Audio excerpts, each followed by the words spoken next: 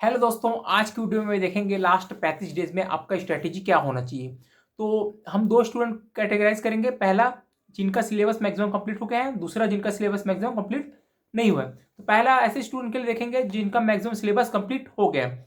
Maximum syllabus बोलने का मतलब क्या है? 60 से टू 70% सिलेबस उनका कंप्लीट हो गया है। कंप्लीट बोलने का मतलब क्या है? उसका टॉपिक कर लिए हैं, जितने टॉपिक किए उनके सारे पीआईक्यू कर लिए हैं, उनका रिवीजन कर लिया, उसको बोलेंगे complete.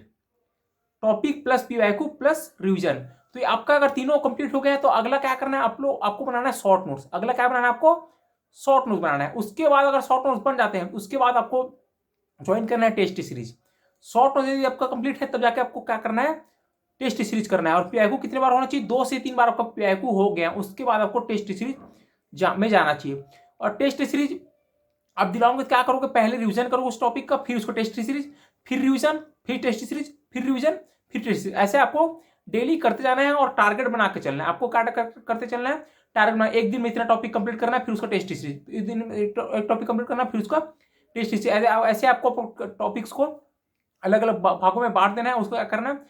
Test series plus revision, revision test series, revision test series, ऐसे आपको करना है। और जो शॉर्ट नोट्स बनाएंगे उसमें पूरा पूरा नहीं लिखना है। जो जो एग्जाम के लिए इंपॉर्टेंट है वही शॉर्ट नोट्स आपको लिखना है। मैंने अपने चैनल पे बहुत सारे शॉर्ट नोट्स डाले हैं, कैसे आप उसे देख सकते हैं कैसे बनाना है।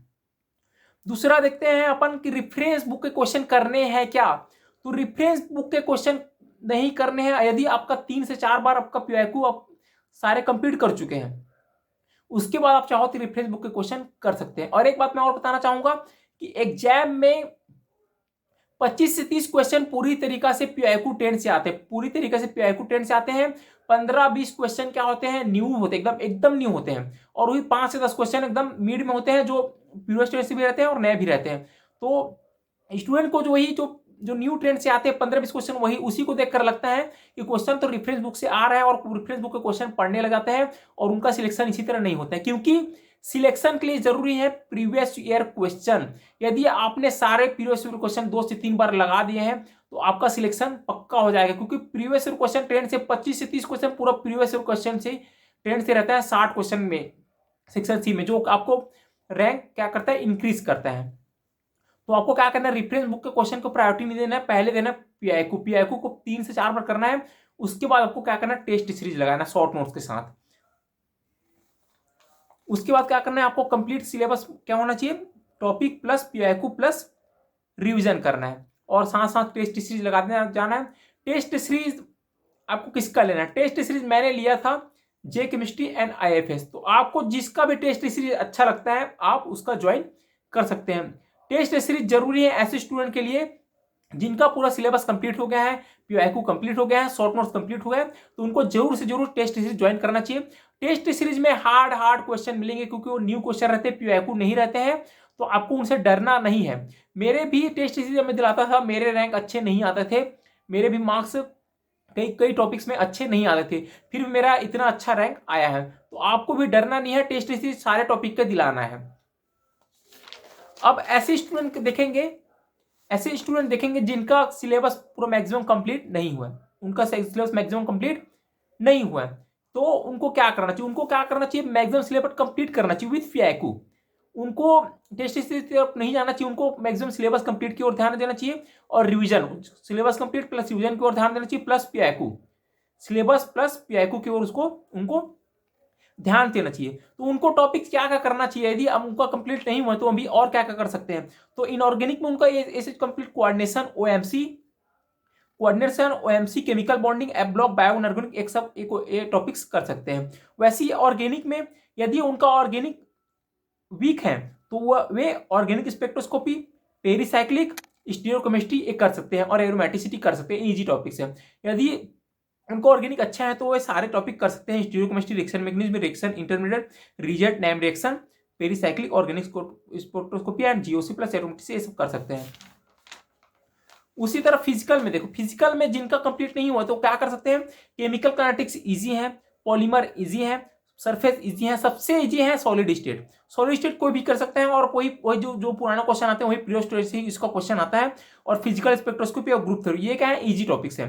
Chemical kinetics, polymer, surface, solid state, physical spectroscopy, group theory. तो जिनका फिजिकल हार्ड लगता है ये टॉपिक करना ही है, और जिनको फिजिकल ठीक लगता है वो तो क्वांटम, इलेक्ट्रोकेमिस्ट्री, थर्मोडायनामिक्स भी साथ में करेंगे। तो ये हो जाता है टॉपिक। जिनका एग्जाम कंप्लीट नहीं हुआ है वो ये टॉपिक पे ध्यान दे सकते हैं अपना। और टॉपिक क्या करेंगे, साथ में प्रीवियस ईयर क्वेश्चन करना जरूरी है। टॉपिक करके जाएंगे, थ्योरी करके जाएंगे तो सिलेक्शन नहीं होगा, क्योंकि क्वेश्चन जरूरी है। क्वेश्चन करेंगे तभी पता चलेगा प्रीवियस ईयर में क्या क्वेश्चन आ रहे हैं। और प्रीवियस ईयर क्वेश्चन ही एकदम ज्यादा इंपॉर्टेंट है, क्योंकि प्रीवियस ईयर क्वेश्चन आपको बोल रहे हैं कि वही आने लायक क्वेश्चन है। वो जो आ चुके हैं, मतलब जो प्रीवियस ईयर क्वेश्चन में आ चुके हैं, मतलब वो साबित कर चुके हैं कि वो आने लायक ही क्वेश्चन है। तो आपको पूरा तरह प्रीवियस ईयर क्वेश्चन में ही ध्यान देना है, क्योंकि 60 में से 25 से 30 क्वेश्चन प्रीवियस ईयर 10 से ही आएगा। 5-10 से क्वेश्चन उससे रिलेटेड ही आएगा।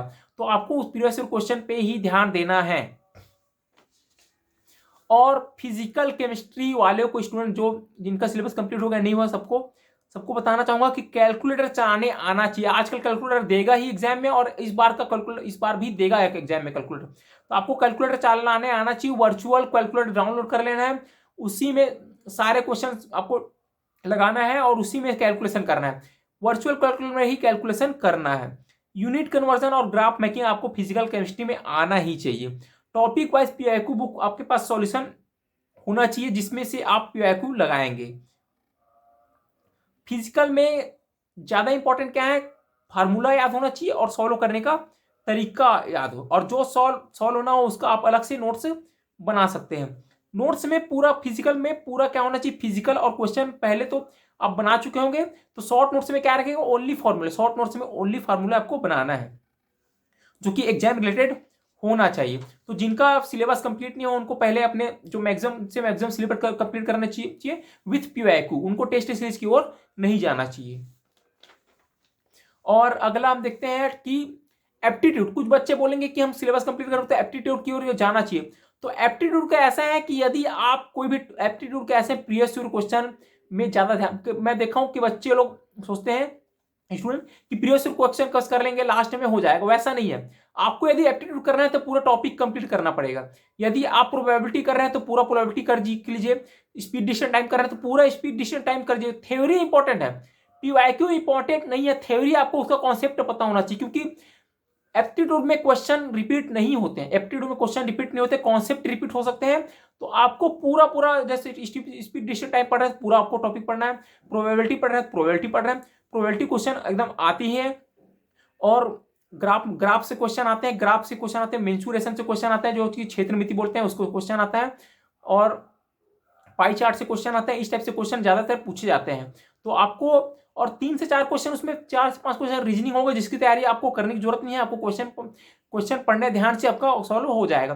तो आपको क्या करना है, एप्टीट्यूड के लिए अगर करना चाहते हो तो आप टॉपिक कंप्लीट करना है, पूरा टॉपिक कंप्लीट करना है। और रीजनिंग और एप्टीट्यूड के लिए आपको कौन सी बुक चाहिए, तो बुक कोई भी आप बुक फॉलो कर सकते हैं। जो भी एसएससी, रेलवे, जो भी आपका रीजनिंग मैथमेटिक्स, सबका रीजनिंग मैथमेटिक्स सेम होता है। लेवल थोड़ा सा अलग रहता है, लेकिन क्वेश्चन वही रहता है, कॉन्सेप्ट वही रहता है। तो आप कहीं से भी पढ़ सकते हैं। किसी भी चैनल रीजनिंग मैथमेटिक्स के आप पढ़ सकते हैं, किसी भी चैनल यूट्यूब चैनल से पढ़ सकते हैं, किसी भी बुक से पढ़ सकते हैं। और एप्टीट्यूड पढ़ने का एडवांटेज कहाँ मिलता है, आपको अदर्स एग्जाम में भी मिलता है।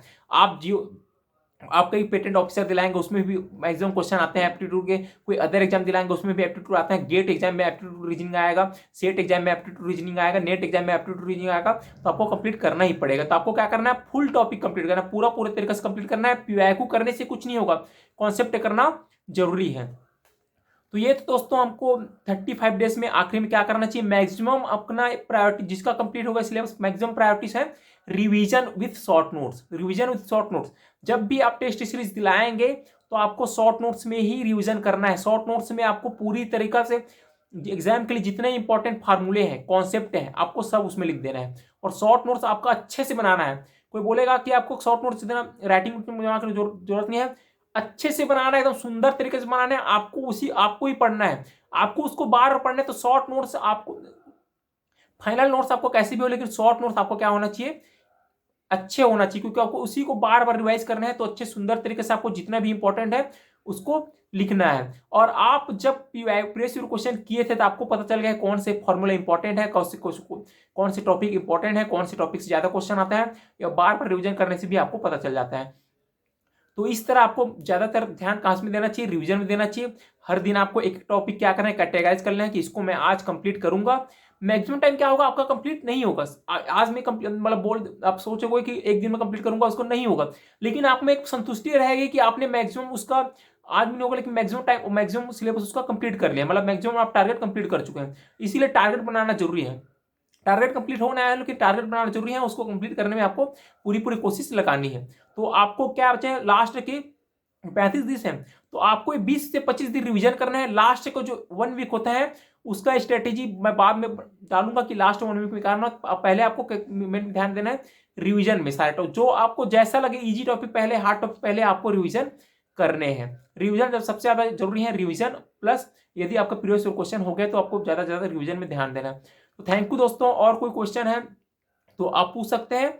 और थोड़ा सा आप लोग को स्ट्रेस होगा लेकिन वो सभी स्टूडेंट को होता है, जैसा आप स्थिति में हो वैसे सभी स्टूडेंट होते हैं। तो आपको क्या करना है, पढ़ते जाना है और पठन करते जाना है। आपको दिन निरंतर क्या करना है, कुछ ना कुछ पढ़ते रहना, कुछ ना कुछ पढ़ते रहना, एकदम खाली टाइम नहीं रहना। जब भी खाली टाइम हो तो कुछ अदर चीज कर लेना है, लेकिन ना खाली अब नहीं रहना है। अभी कुछ ना कुछ पढ़ते रहना, जैसे जैसे आप पढ़ते जाओगे आपका एक ना एक दिन पूरा मैक्सिमम सिलेबस कंप्लीट हो जाएगा। तो थैंक यू दोस्तों।